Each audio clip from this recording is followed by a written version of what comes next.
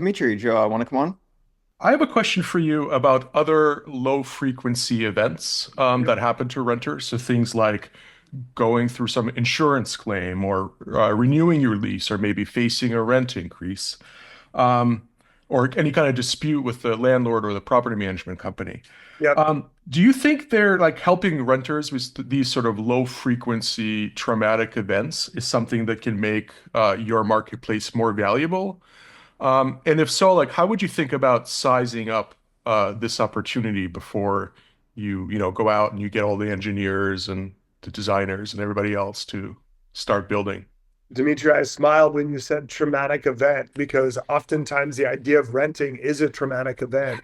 Um, a Absolutely. good friend of mine, to that vein, he's lived in the same apartment for literally 14 years and he doesn't have a couch. I'm like, hey man, when are you going to buy a couch? He's like, I'm just not sure when I'm moving. And I'm like, yeah, I've been here 14 years. But it's like that renter dilemma of like, God, this was so hard and painful. I don't know that I have the gumption to do it again. Yet 14 years later, because you're fearful of what that next experience looks like, you still don't have a couch.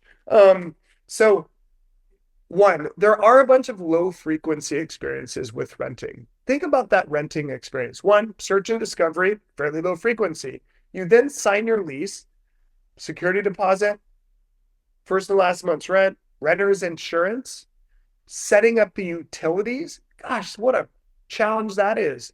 Like, I need Wi Fi and everything else.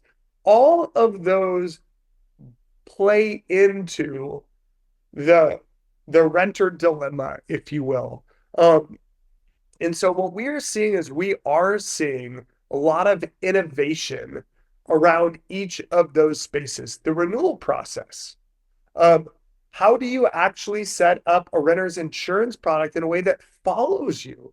It's kind of crazy, Dimitri, but today you rent a property, you get renter's insurance, you move, you got to do it again. How can like you create a digital record of your renting experience? So when you think about how you size them up, which was the second part of your question. So A, I think there's opportunity there. B, when you think about sizing them up, I would really start to evaluate which of those points creates the most friction or pain, and which has the ability to, although it is low frequency today, move into kind of a no frequency environment, meaning once it is set up, it is done and it is no longer part of my consideration when I am moving the next time. So that's how I would look at it. And there's some cool innovation. There's a company called Flex that's doing innovation in rental payments.